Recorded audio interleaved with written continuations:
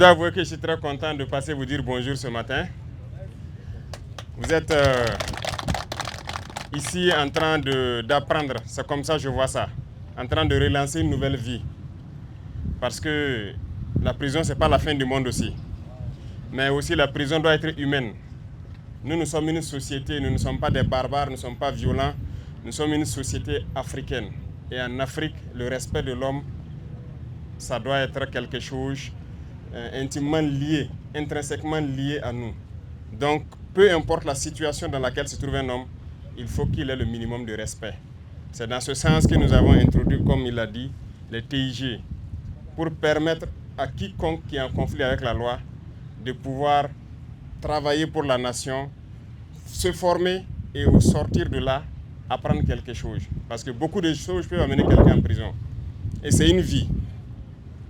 Ça peut être très souvent la pauvreté qui peut amener quelqu'un à poser des actes contraires à lui-même ses valeurs. Vous pouvez juste aller emprunter de l'argent avec quelqu'un, mais vous n'avez pas pu rembourser. Il va vous convoquer, ça va aller loin et après vous vous retrouvez en prison. Ça ne veut pas dire que vous n'avez pas la volonté de rembourser, mais vous n'avez pas eu la capacité de le faire.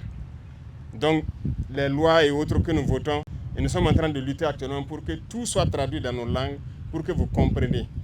Donc, par ignorance, quelqu'un peut être en conflit avec la loi et ne pas savoir poser des actes et se retrouver dans des situations comme ça. Et donc, chaque situation est une leçon. La vie que vous menez, c'est une leçon pour tout un chacun.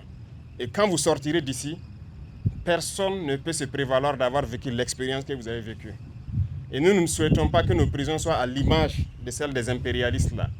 Nous avons décidé d'humaniser nos prisons. Voilà pourquoi nous avons d'abord commencé à travailler avec ici l'échantillon pour que vous puissiez apprendre, vous reconvertir et être utile à la société. Demain, vous serez des entrepreneurs vous-même et vous allez pouvoir cultiver et que ça bénéficie à tout le monde. Deuxième chose, on va mettre toutes les conditions pour qu'au cas où quelqu'un se retrouve dans cette situation, qu'il ne soit pas comme ce qu'on voyait comme avant. Voilà pourquoi nous avons décidé de construire des bâtiments, le système de santé, tout ce qu'il y a, on va essayer d'améliorer pour que ce soit un lieu d'apprentissage.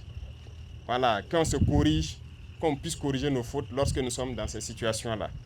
Et aussi, on va réduire le nombre de prisons au Burkina, ça c'est sûr.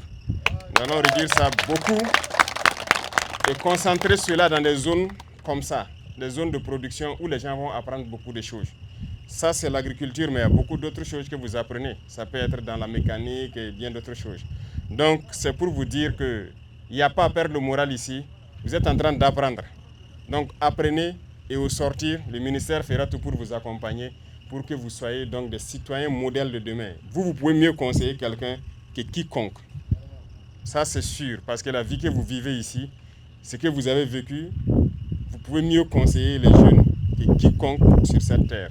Donc, bon courage à vous.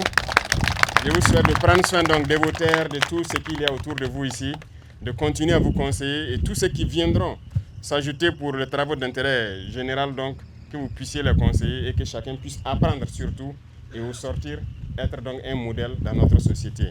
Merci, bonne chance, que Dieu vous garde tous. Amen. En très bonne santé et qu'on se retrouve, Inch'Allah, très bientôt à nous dire que voilà telle personne qui est passée à Baporo et voilà son entreprise. Ok?